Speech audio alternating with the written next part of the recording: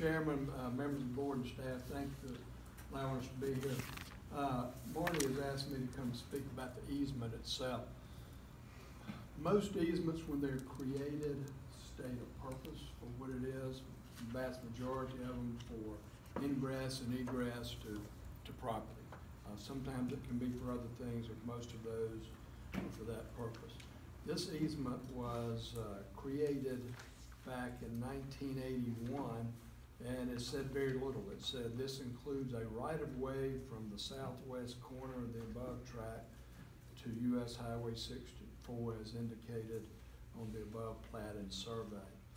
And in trying to interpret matters of easement, the courts have looked at, they try to look at the intent of the parties. And I believe this easement was created between family members when part of the property was sold off to other family members. I'm not exactly sure, but I think that's the case. So in 1981, almost 40 years ago, as is now, but even more so back then, all that property out there was farmland. Single family residences and farmland, as most of it still is today. One could argue that the purpose of it then will be for ingress and egress for farming and to a single family residence back there. If easements are expanded or increased use, whether by different use, different character or nature of the use, or by frequency or volume, that's what the courts call overburdening an easement.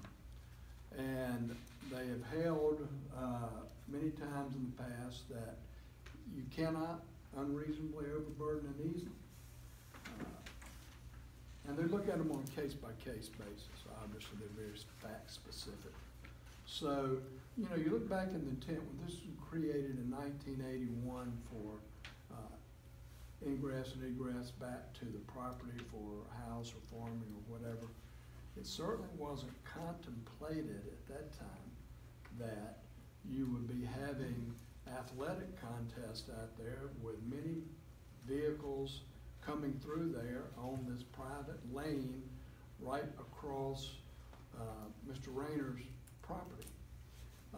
As many of you have probably seen out there at his facility, he's put a lot of blood, sweat, and tears, and certainly a lot of money in these facilities. That easement runs hard by his pastures, his paddocks, and the area where the alpacas are kept.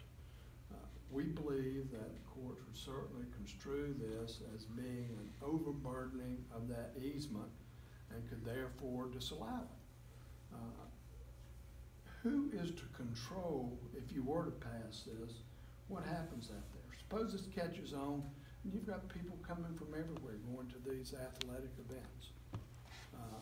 You're going to have a multitude of people driving down this little gravel private lane along this farm, scaring these alpacas to death. You know, athletic facilities should be somewhere where there's more infrastructure and access to them so as not to disturb the surrounding area. This place has always been farmland.